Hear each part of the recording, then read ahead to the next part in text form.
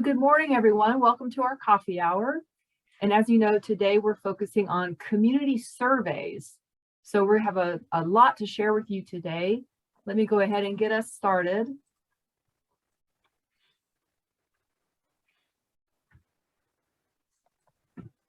So for those of you who haven't been here before, this is how we roll.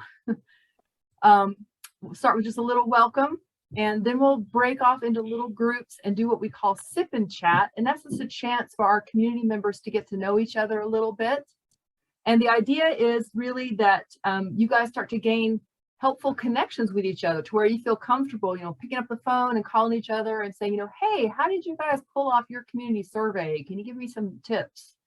We really want to build this culture of, we're in this together. And we can all share each other with our best practices. And by that, we can all grow stronger together. So thank you for participating. Then I'll be doing a presentation about how to use Google Forms to do really powerful community surveys. And luckily, we have Chio Alandis here from Laurel Community Center. They have actually done one very successfully. So we're going to start by sharing that one. Then I'll share one that I've made as a sample, and which I will share with all of you, that you can edit to your heart's content, which I will also show you how to edit the survey. And we'll have plenty of time for Q&A as I'm going through that. And then at the next, we'll have a couple other communities share their experiences. Bethel is here with us, and also Sandy Mush, and they're going to talk about their experiences with doing community surveys. And then we'll do a little checkout at the end. Okay, so we're about to break into little groups for the sip and chat. And so for that, introduce yourself, what community you're from, what role you're in your community. And then chat just for a minute about how have you approached understanding and being responsive to your community's needs so far? What have you done? What have you found successful? What have you maybe struggled with? So just share about that. And then what are you hoping to learn today? Okay. So with that, if you will bear with me for just a moment, I will put you all into breakout rooms. We got 15 people.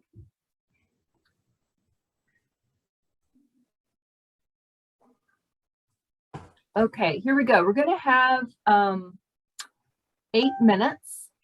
So here we go. Enjoy yourselves.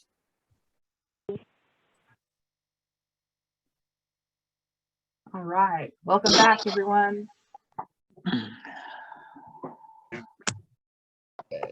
Take it from there. All right, welcome back, everyone. Hopefully you met someone new and got a chance to share a little bit. You guys, if you're comfortable and you want to reconnect with that person, you can always share your name and phone number or email in the chat. Okay, so for our next portion, I'm going to go ahead and show you Laurel Community Center's survey. And I think you'll be quite inspired by it. I know I sure was. I'm going to just sort of walk you through it. I'm not going to read every single little thing, but there are a couple people on the phone. So those of you who can see your screens, that's great. But bear with me. I am going to read some of it aloud for the people on their phones who can't see it very well. So this is a Google Forms based survey. And you'll see at the top, they have their beautiful picture of their community center. And at the top of a Google Forms, you have room to put a nice title. And this is, by the way, how it will look to someone taking the survey. It'll look just like this on their screen. And I want you to just get a flavor of some of the questions they're asking. Are you a native of Madison County? And they're trying to get a sense of have they been there their whole life, 25 years, 10 years, or are they new, a recent transplant to the area? Are there children under the age of 18 living in your home? Are there adults over the age of 60 living in your home? And the next one, have you had any interactions with Lcco since the school was closed in 2016? If yes, then how? Mark all that apply. So notice this is a multiple, you could, not multiple choice, but you can check however many you want. And they list some of their different activities, a meal site, food boxes, events, open gym, school reunion, etc. And then they really do a great job of testing some of their new ideas that they want to launch in the community. Here they say, we are beginning to offer more fitness-oriented classes and opportunities. What are you interested in? Mark all that apply. And they test out adult classes for ages 18 to 60, senior classes for 60 and up, kids classes 12 to 18, and so on. They break it down by age to see, like, well, how many community members are interested in these different age groups. Then they list an impressive list of ideas of what they might do. So here are the opportunities. Mark only activities you would actually show up to, which I love that wording. It's not just, oh, is it interesting, but are you actually going to show up? And then they have everything from basketball to softball, soccer, 10K, yoga. They even have martial arts classes, a walking trail. So whatever you have going on in your community, you can use this same kind of multiple click box option. Just test and see what your community members are interested in. Then here it says, if we offered a fitness class that you were interested in, what would be the best days and times for you to attend? Please only mark the times you think you could attend. So nicely worded because it makes it really clear. They want to really zero in on the most popular time slots. And then they break it down by weekday mornings, weekday afternoons, evenings, nights, and then Saturday, same thing, morning, midday, or afternoon. And then they test how much they might charge for those classes. They give people the option of, well, what if the class was an hour long? Would you pay up to $3, up to $5, up to $7, up to $10? So that's another thing you can test in your community.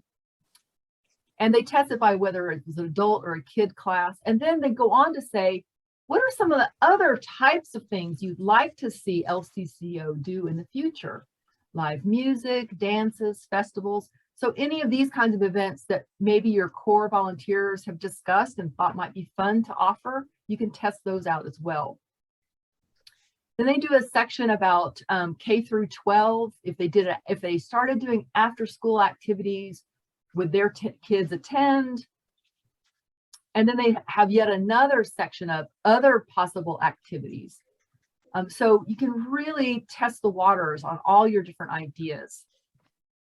And then they do a nice job asking, well, what's the best way to reach you? If we're advertising these opportunities, where do you go to get your information? And this one's really key, I think. They list Facebook, email, phone call, ad in their local paper, flyers, an ad on the sign outside, or our website. They're trying to find out, this is the best opportunity. So this is what's called a radio button. You can only pick one option. So I'm going to show you all of this in just a moment. This is called a multiple choice. Then they test about volunteering. Have you volunteered in the past? Would you volunteer in the future? And would a 2-hour block work for you? So they're testing all of these ideas. And then look at this. They ask, well, what special skills do you have that you might want to contribute to LCCO? Maybe one of those ideas they listed, triggered someone to say, hey, I have a black belt in martial arts. I'd love to do a class for kids. Well, here's their chance to say, hey, I was interested in that. Or maybe there's something that they didn't even list and they've got a whole, oh, I want to do archery. Well, who knew? That's great. And then maybe there's other ideas that they didn't even list, and they give you an opportunity to respond to that. And then finally, they give you the option, if you want to receive notifications, then give us your contact information. So I just wanted to breeze through that to give you a flavor of all the different ways you can use these handy Google Forms. And then I'm going to go over some more of that in detail. So if you're sitting here going, wait a minute, how do you do that? Just hang tight. We're going to talk about that in just a moment. I wanted to show you the report that you can then generate through Google Forms. So this is Laurel. This is the actual report that they ran. And you can see this nice breakdown. Are you a native of Madison County? This is a little blurry, sorry about that, but you can see the percentages. So the yellow, 29% said no, they've moved here in the last 10 years. And the next biggest percentage is also no, but they've lived here for 25 years or more. So you kind of get the flavor that only, like, look, the small little wedge here, it was people who've moved here in the last 2 years. So most of their residents have been there a long time. And then you get the feel of, well, how many people have kids? Only about 22% do. So these reports are so handy. They give you a really quick picture of who your respondents are. This one's also nice. You can see what percent of people have had interactions with Lcco and which ones. So the biggest thing that was had interaction was their events, followed by something called other. So they might have to dig deeper to find out what that was. And here you can see the breakdown of their fitness, and they can see that weekday nights from 6 to 8 is the best time if they're going to start offering that, or weekday mornings between 8 and 11. That's their top 2. So right away, they know how to start making their schedule work for the most people. Okay, so you get the idea. You can really get outstanding data by using Google Forms, which is one reason why I love it so much. I'm trying to think if there's anything else. Chioa, be sure to chime in if you think there's something in particular you think would be useful for everyone to see. Yeah, I'll just point out the reason that it's kind of blurry is I had just screenshotted the answers and cropped them to a Google form, so that's why they're blurry. Otherwise, it looks just slightly different on the Google form itself. Okay, great. All right, I'm going to pause here and just see if anyone has any questions at this point with what I've shared so far, because I know that was kind of a lot to breeze through like that. Does anyone have any questions so far? Yes. All those graphs and things, do you get to choose what graphs you might want, or does that just automatically generate what they think is the best graph? To my knowledge, it just automatically generates them. A nice thing about Google Docs or Google, I guess it's Google Forms, is you can also see each individual person's response. So you can, at the bottom, wherever they put their contact information and name, you can see every response that they had for the entire form as well, which is very handy, I feel. Hey, Chioa, I'm trying to remember. It's been a while since I've made one from scratch. Is there an option to choose pie or bar graph for some of them? I'd have to look. I can real quick, Yeah, but I'm not sure about that either. But Yeah. I can certainly look into that and let you know, Ruth. Any other questions? Okay, well, great. I'll go ahead and move on to the next one. So hang on just one quick second while I pull that up.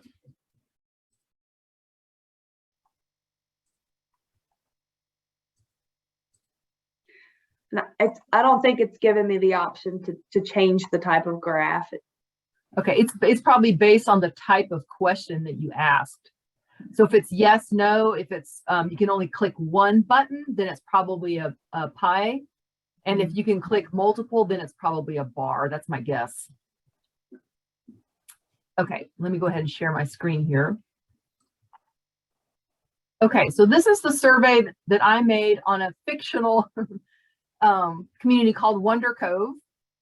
And you can see, I'm going to give you a link here in a minute where you can have access to this survey and you can edit it to your heart's desire and use it. So you don't have to start from scratch with a Google form, because this is, I tried to make it, pretty useful, but of course you're going to need to edit it for your own purposes.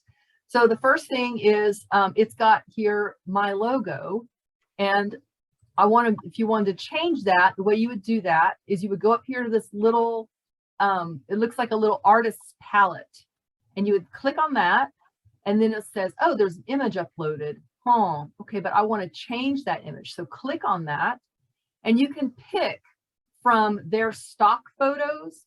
So say I like, I want something colorful and pretty. Oh, that's kind of pretty.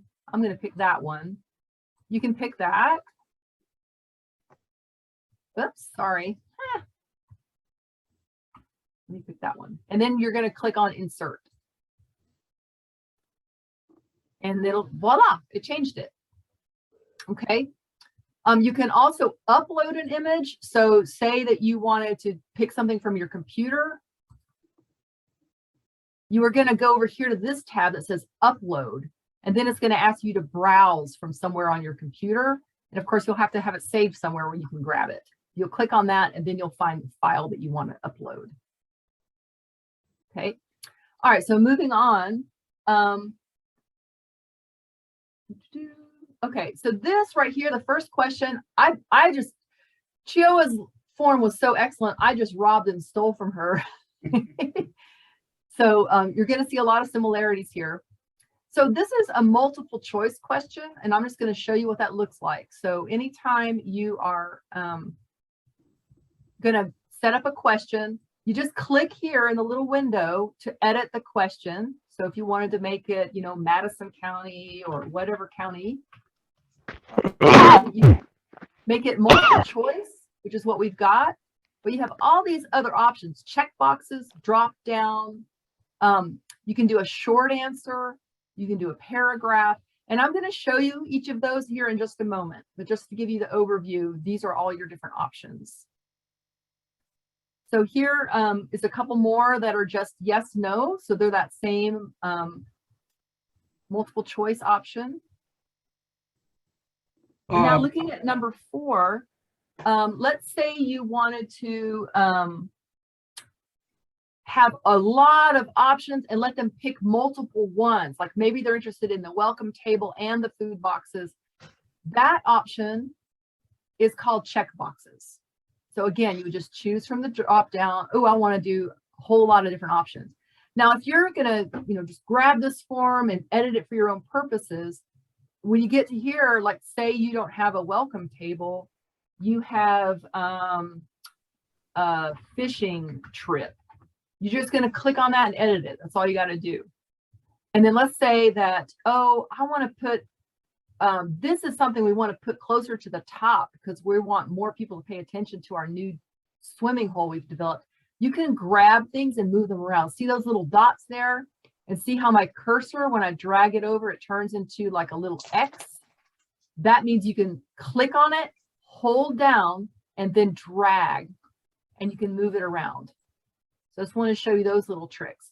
And let's say there's too many on here and you don't want, like after you edit it, there's all these extra ones down here you want to get rid of. All you do is click on X right here and they go away. Okay. All right. So let's see. Really quick point out as well, if you do give the option to choose one or multiple, I think it's probably good to state that in your question. Like I know I had done some paper copies that I had handed to some seniors in the meal site that don't use technology. And so, you know, they didn't know that they could only pick one or the other. So by stating it in the question somehow, I think that's helpful. Okay, that's a great point. And I don't have that in my question. So let me add that. Let's see, or did I? Let's see what I say. Oh, check all that apply. Yeah, so make sure you make it clear what you're asking them to do. Thank you for pointing that out. That's an excellent point. All right, let's see. All right, so I'm going to play around with number 5 here. This is a different format. Now I'm asking for feedback on what they thought about our existing programs. How would you rate your experience of Lcco Community Center's programs listed below on a scale of 1 to 5, where 1 is terrible and 5 is excellent? For any you have not participated in, please mark NA. Okay, so this is called a checkbox grid. So that's the style of this particular question. And when you fill it out, it's going to look like this, right? You're going to put the rows and the columns. So the rows were the list of all the different activities that we've all been offering over time. And then the columns are the rankings. Okay. So I wanted to show that one because it's sort of an unusual, different one. Okay.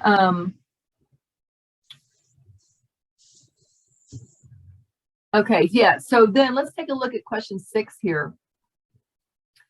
For any of the programs that you rated below a 3, please let us know what needs to be improved. And I made this a long answer text because they might want to make comments on several things. And so again, in your drop down, you'll see here, there is a option for paragraph. Okay.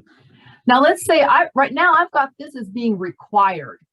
So you can make the option to not require them to answer it. And as you're editing, you'll notice these little red stars. Those are all the ones you've made required. They can't move to the next question until they answer it. So you can always decide whether you want, somebody may not have a comment here, so you can just make it optional. Let's see.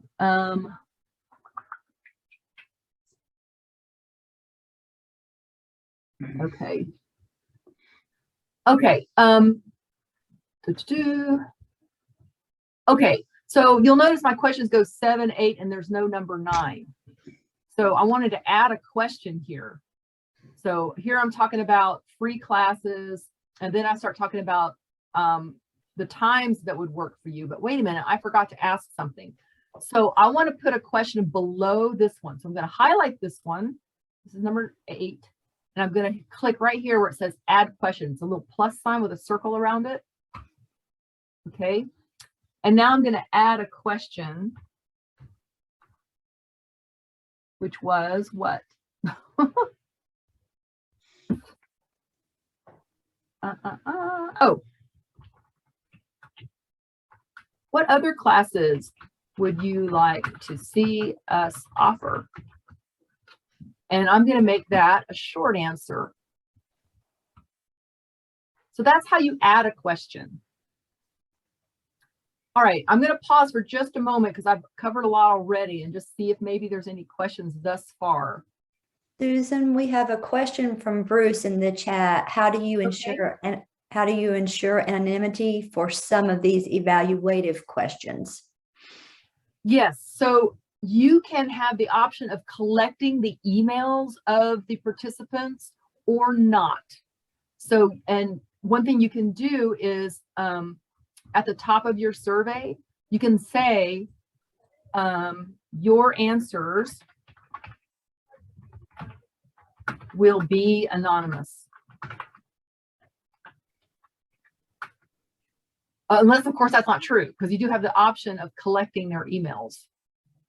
And in the moment, I'm blanking on where that is, but we may come across it at the end here. So hang on. Okay, any other questions so far? Yes.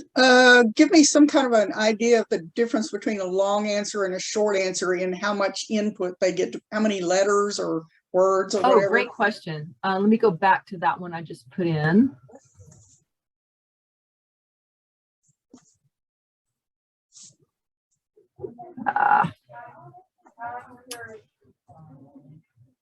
Well, I thought there was a way to look.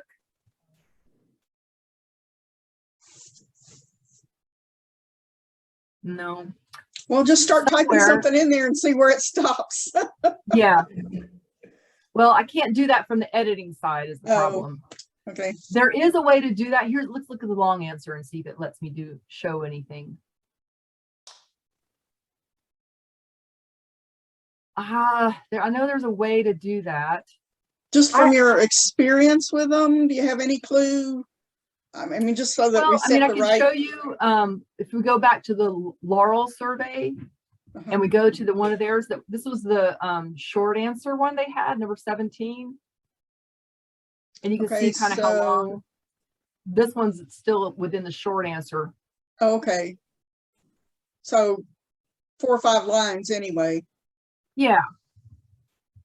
And I've Googled it just now and it says short answer is 36 characters, which must be incorrect due to that looked a few more than 36.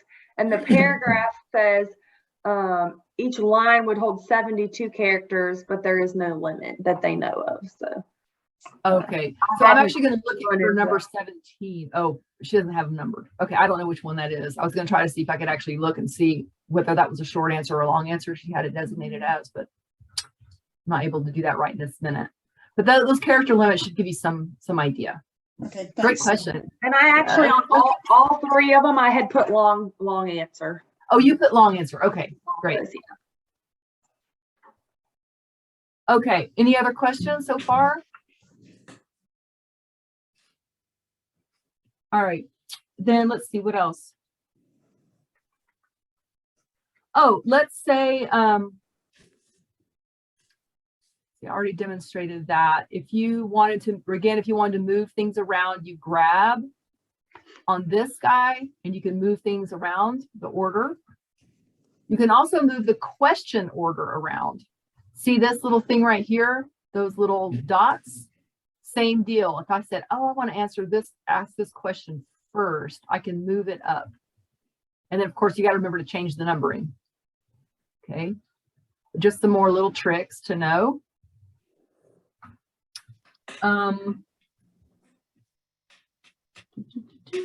Okay.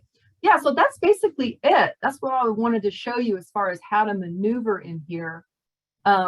If you guys get to making your surveys and you have questions, one way to get answers is to Google it like Chioa just did. There are tons of videos online showing you how. Or you can email me, and I work part-time, so I may not get back to you as fast as you would like. So, but there is that option. And I'm trying to think if there's anything else. Susan, will you No. show them? I think it's important for them to know how to finalize and save that and then be able to send the link out to folks. Yes, that's my next step. Okay, Thank great. you.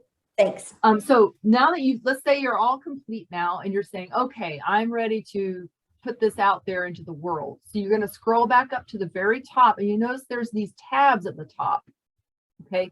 I already have one response because Terry tested it for me. So once you start getting responses, you'll get, you know, the same kind of data like we were showing before. But here in settings is where you make it live. So you'll click on settings, and where does it say accepting responses? I guess because I've already got it turned on, it's not showing it. Oh, here. Maybe this is it. Here, this is where you can decide whether to collect email addresses or not.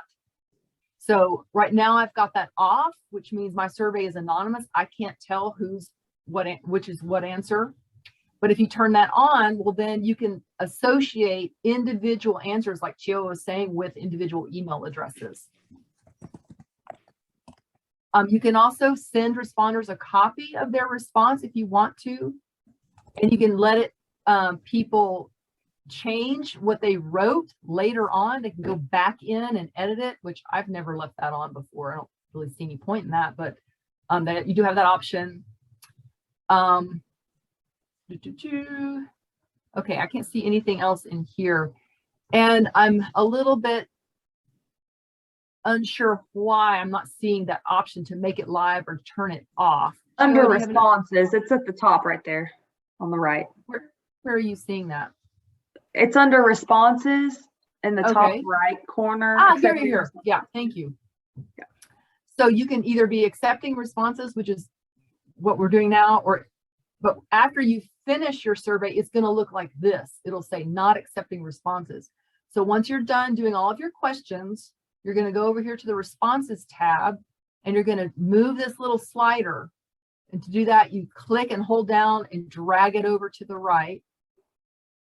And now it's live. Okay. And then the way you're going to send it is you'll click send here. And then it's going to ask you, well, do you want to send it to email addresses? Do you want to send it as a link? So I'm going to demonstrate this. I'm going to send it to Terry. Okay.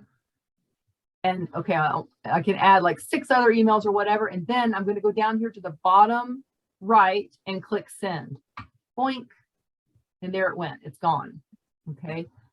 So another way you can do that is, again, back up to send. Let's say I wanted to do a link. Okay, now I've got a link here, and I'm just going to copy it. And right here on the bottom right, you'll see copy. That copies the link. Now I'm going to go into my email and send an email to Terry and say survey and whatever my email is going to say. And then I'm going to add that link in there and hit send. So now she's got it via an email. Okay. All right. There's also this option to make a short URL. This right here, this address is called a URL. You can also make a short one. So it'll give you a new one that's tinier. So like if you wanted to put it on a form where people could click on it and it's not so long. All right, and I'm not going to bother with this right here. So I think that's the basics that we wanted to cover. Let me just make sure I didn't miss anything. Nope, that's it. So the next thing I want to do is actually share the link with you. Let me do that and then we'll answer any questions. But I want to make sure I remember to do that with you guys. All right.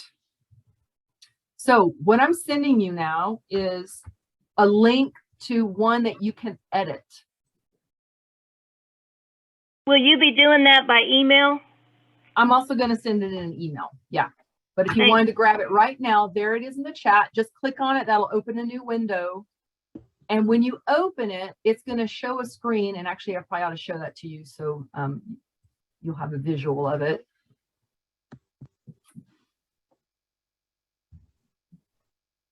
So when you open it, it's going to look like this. It'll say copy document. And it's going to ask you, would you like to make a copy of Lcco Community Survey Sample? And you're going to click on where it says make a copy. And then voila, there it is. Now you can edit this. It's not going to affect the original one that I have. It's your own copy. And of course, you can change the name up here at the top. So you can call it, you know, Pines Creek Community Survey. And that's going to be saved on your own Google Drive. Now, if you don't know how to use Google Drive, that's another whole conversation. But hopefully that makes enough sense to where you can get going. Okay, now have we got any questions? Yes. Advantages and disadvantages of sending either a link or a straight email.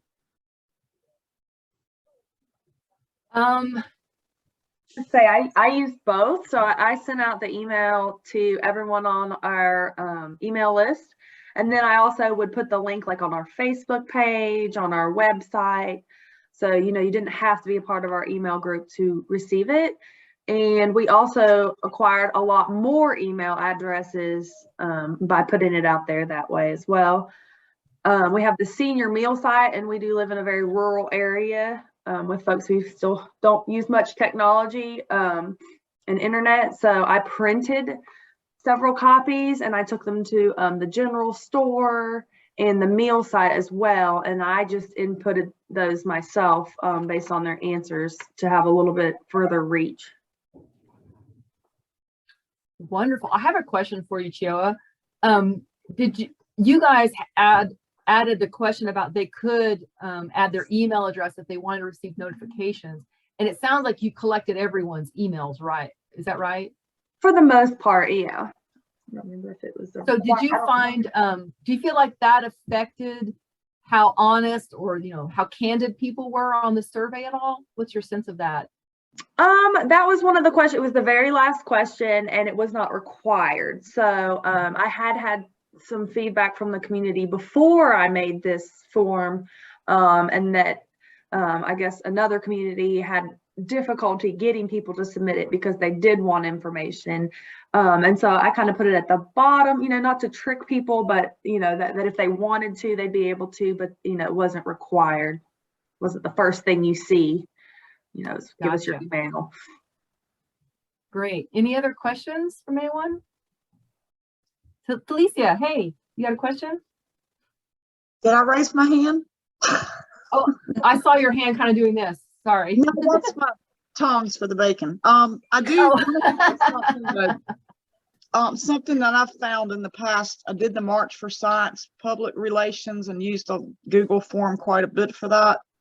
And also with FCC, I think I've done one or two, but something I noticed is people will, not faulting them, but they tend to put in a lot of wrong information, especially for contact info. And I think it's really important on that, letting them have a copy of what they submitted. Mm-hmm. I think phone numbers were probably the biggest thing that would always be entered wrong, and they didn't realize it till after the fact. If they get that copy back, they see what they put in, it might jog them to go in and correct it before get the info, but that was all. Thank you for that. Speaking of which, we've got 2 other communities who've had experience doing surveys, and not just online, but various ways of doing it. So I'm going to turn it over to Terry Wells of Sandy Mush and let her share about their experiences. Thanks, Terry. Susan. So yes, I'm here today in my capacity as a former Sandy Mush Community Center board member. And so I'm even drinking out of my Sandy Mush high school coffee cup here that I found in my Aunt Pearl's attic. So I love, that was such a fun find. So it was appropriate this morning. This has been at least 5 years ago when we were working, our outdoor rec team was wanting to gather community input to find out from the community what kind of outdoor spaces, what type of recreation that they wanted to see at the community center. And so that's what Susan had asked me to kind of speak to today, was gathering that community input. So we did that over several months, just because, you know, it was such a big project and was going to impact the community going forward for many years. And so I'll speak to kind of the variety of the ways that we gathered this input, because as Chio was mentioning, not one way is going to work for everybody in most of our rural communities for a variety of reasons, right?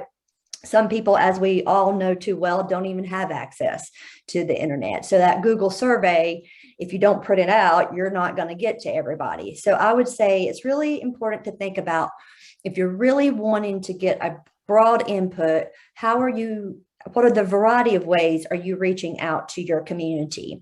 So some of the things that we did a Google survey. And that was very useful for those who are able to do it, because then, as Susan showed you, then you automatically, it puts all that information together in a really nice visual that you can quickly look at and assess. So that was very useful. We did also print out, and then we had to manually input that ourselves, or compile that in some way. We also, one thing I did, I really wanted to have children's input, because we were looking at doing a playground and those outdoor facilities. And so basically at every community meeting, any community event we had, I just went around and talked to all the kids and asked them what they wanted. And then, I mean, the handy thing is, I mean, you can put it on Notepad. I used my phone and I just kept a notes section, and I would just type in their comments that as they were telling them to me, and just keep a running list of the input from the kids in the community, because I felt like that was a really valuable voice that we did not want to overlook. And I'm afraid that they often get overlooked, that we're not asking for their input. So we did that. We also did a listening session, and that is just, you know, an in-person session where you invite anyone in the community that wants to come and share, and you really, you listen to them. It's not about trying to get, you know, whatever your point is or whatever you're thinking is going to be great for the community, but it's just really, you come up with a few really good questions that kind of elicit responses, and then so that you can have those guiding questions, and then you listen, you know, take notes. I actually recorded it so I could go back and listen to it and make sure that I didn't miss anything within that. So that is kind of I think I hit on most of the ways that we really, and of course we posted things on Facebook as well, so the folks could make comments on Facebook, and then our volunteer who was monitoring that would then send me an email with those comments, so we can make sure we have that gathered as well. And we also had a team, the outdoor rec team, a team of volunteers. I can't remember, I think there were about 5 of us or so, and we each, you know, would go out and also ask people and talk to people in the community that we were just running into, whether that's at church or at some other community event, or that are our neighbors. And then when we would come back together, we would share that input as well.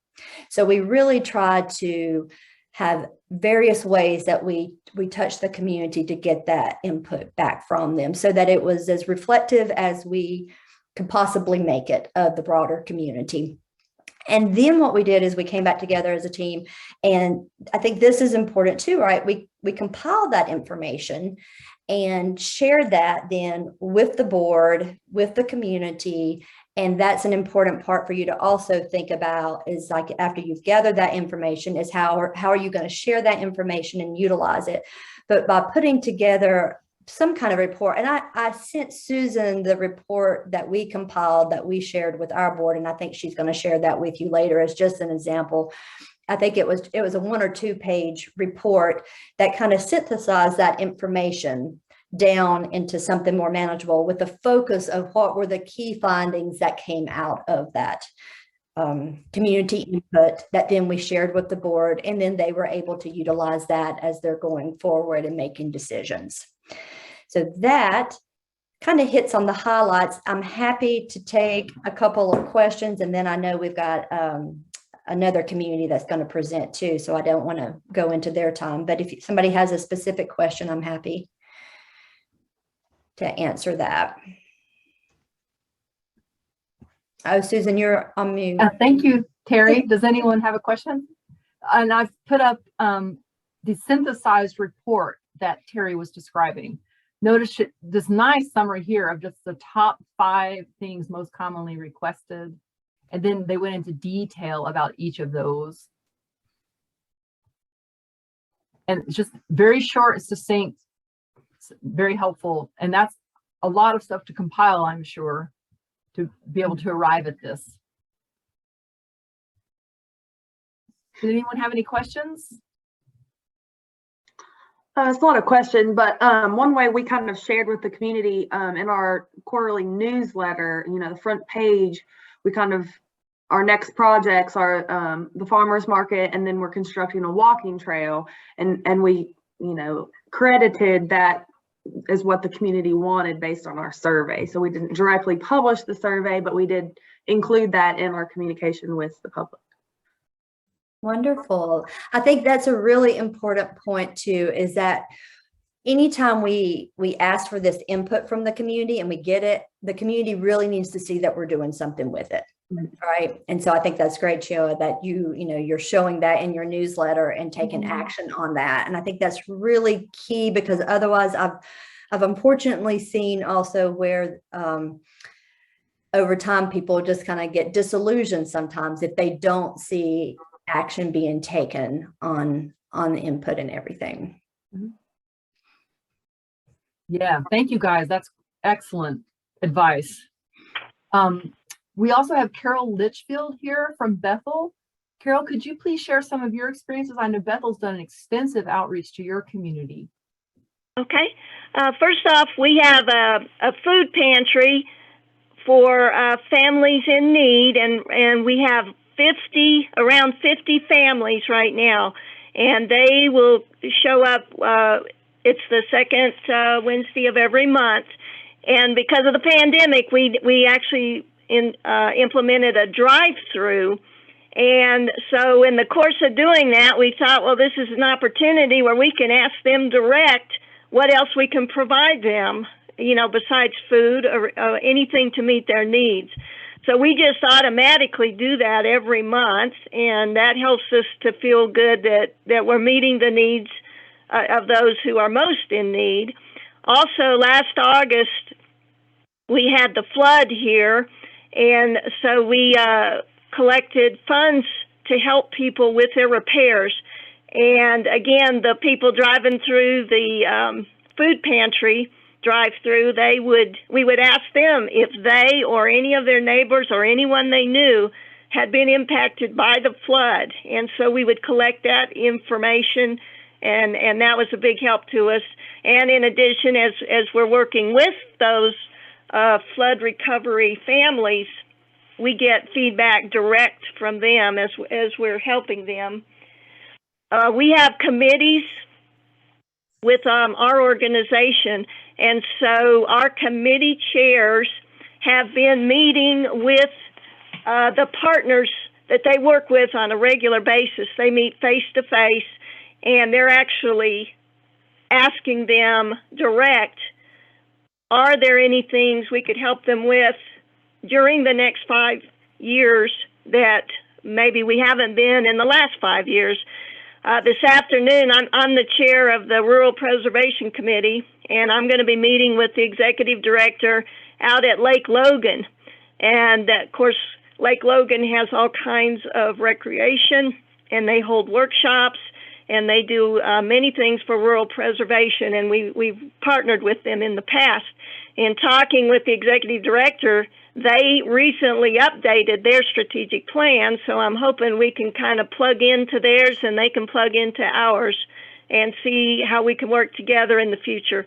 So that's very helpful to have those face-to-face, very specific meetings like that, so you can really plug in and tailor it to fit them. We have a Bethel mailing list, or emailing list for our BRCO members, which we are definitely getting feedback from them, and also at our Bethel meetings. But the one thing we're trying brand new, because many people in our area don't have good internet access, you can get a nonprofit permit from the post office, and for about 11 cents a copy, you can send out, you can choose the routes you want.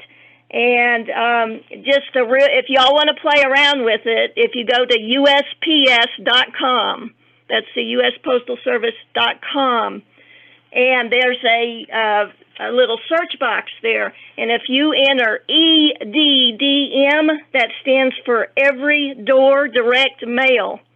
And it's really neat. You plug that in, and then you just put the address. So we put the address of our fellowship hall, and it will show you the radius. We did it for a 5-mile radius, and in that 5-mile radius, it'll tell you all the routes. It'll tell you the number of residences, and we're looking at about 4,000 with the 6 that we chose. And what's really neat about it is you can choose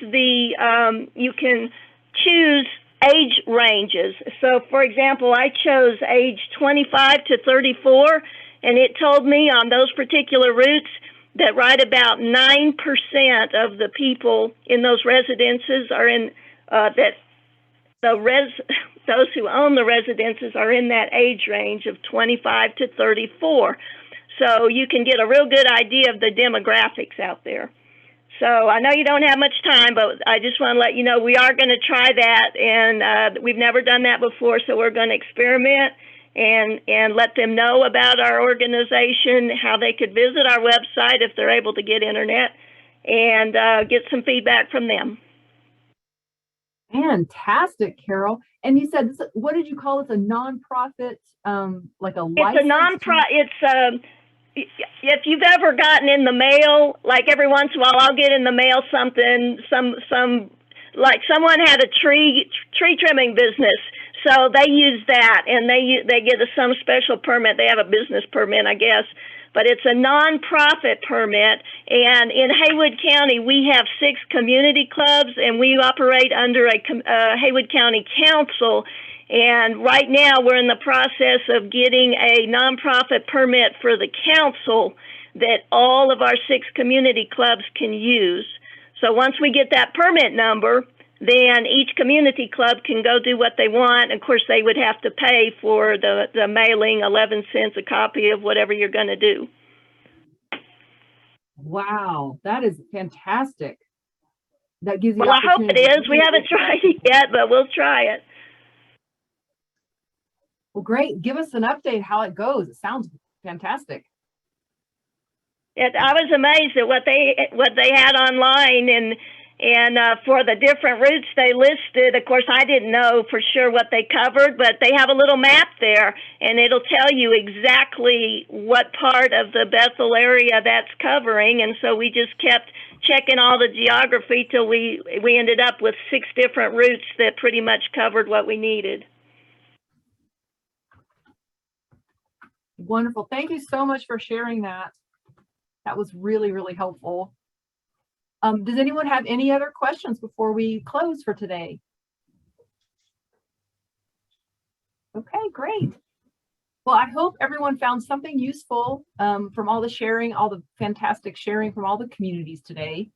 And we just want to do a little quick checkout. We just have like 3 minutes. So if you could just say a couple of words about how you're feeling after hearing this great information. Oh, wait, Talicia had a question. You want to unmute yourself, Talicia, and ask a question?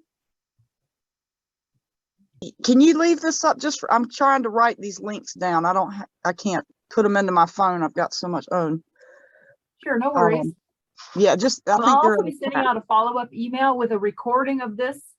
okay. And I'll Cool. send the links to be able to get into the documents. That's cool. I won't write it down then. I'll just wait for that. It looks like Angie looked up the link for us. Thank you, Angie. Yeah, so I'll be sure to snag these different links and stuff too. Awesome. Thanks. All right. So just a quick checkout, and what we do here is we just go to each person and just 1 to 3 words. How are you feeling after hearing today's presentation? Karen, you want to kick us off? Oh, sure. I've got my 2 highlights. And that is the Google Docs form where you can create the surveys, which I wasn't familiar enough with to even try, and I'll try it now. And then the other one is the EZDM. I've got that one down too. All right, great. All right, Chioa, do you want to go next? Just thank you. I'm really looking forward to looking into this USPS nonprofit. That's one thing we've been wanting to do is send mail, but stamps just keep going up. So hopefully this would definitely help us out. Wonderful. Carol, would you like to go next? Yeah, well, I'm just looking forward to getting that link and playing around with creating that survey you were talking about. It sounds like it'd be very helpful. It's always nice to have one that's already created that you can edit and play around with. Great. Thank you for that. Talicia, would you like to check out? Yeah. I think that USPS is critical definitely for our area. Since a lot of people do not have access to email and social media. Other than that, I think this was an awesome meeting and great information, and thank you so much. Oh, thank you. You're welcome. You're welcome. All right, Ruth. My word is intrigued. Okay. I'll have to learn how to use Google Docs, but it sounds like it's going to be a good thing. Great, thank you. Nina? I was going to say the same thing. I'm sorry. Got a little hoarseness this morning. I was going to say I'll need some help with the Google Docs because I'm not real good with technology at all. But I think that would be a good way to reach our folks. And the link for the USPS.com, that sounds interesting too, because we've wondered how we can get news out to the people in the community.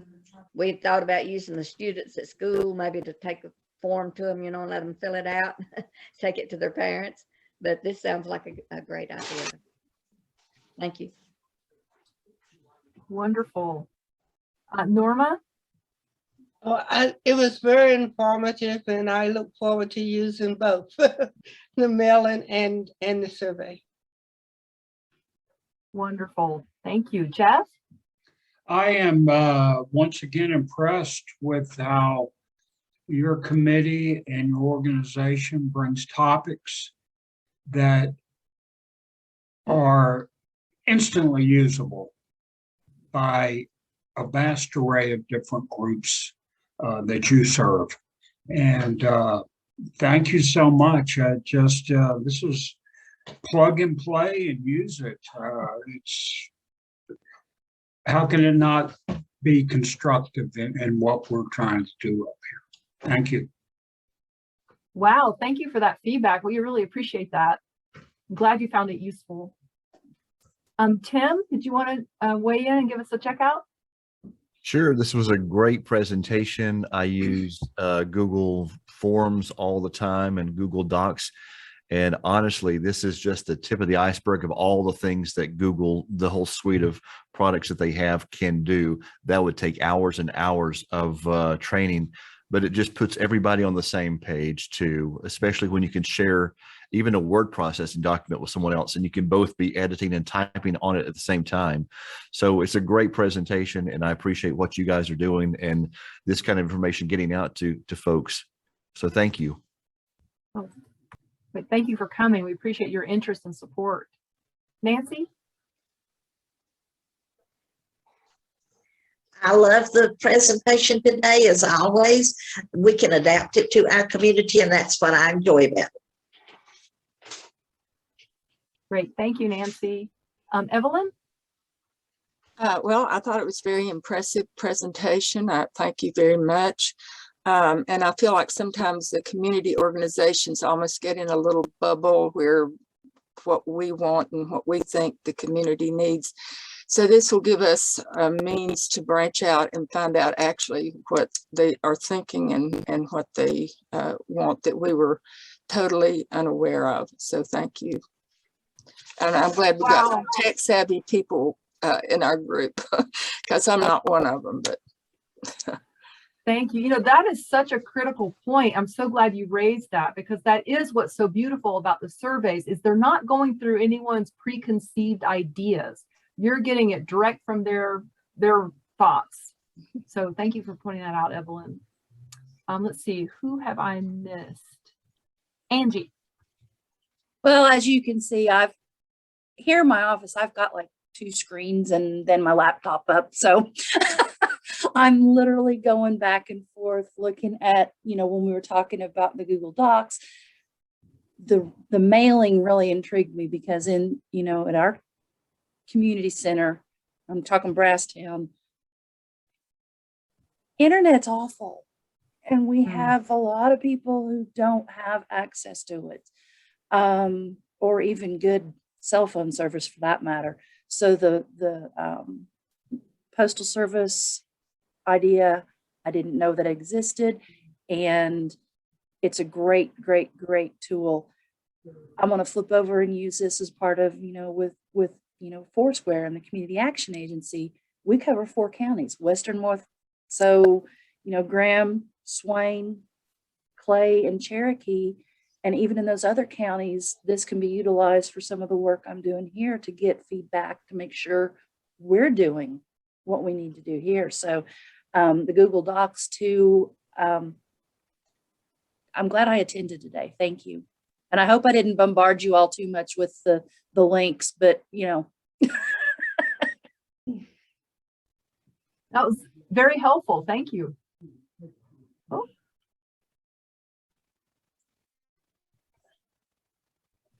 That was very helpful. Thank you, Angie. You're welcome. I believe Bill and Terry, you're the last 2. Bill, would you like to give a check out? Susan, Terry, Chua, you all did a great job with this. Thanks very much. And I'll just say, Susan, I'm grateful for all the wonderful ideas that folks are sharing, and especially grateful for everyone on this call who are volunteers in their communities. And it is just, thank goodness for all of you, and that you care so much about your communities and you're willing to just keep working at it and being open to new ideas. So I appreciate all of you very much. Thank you. Thank you all so much. You have a delightful rest of your day, and we'll see you next month for our next coffee hour.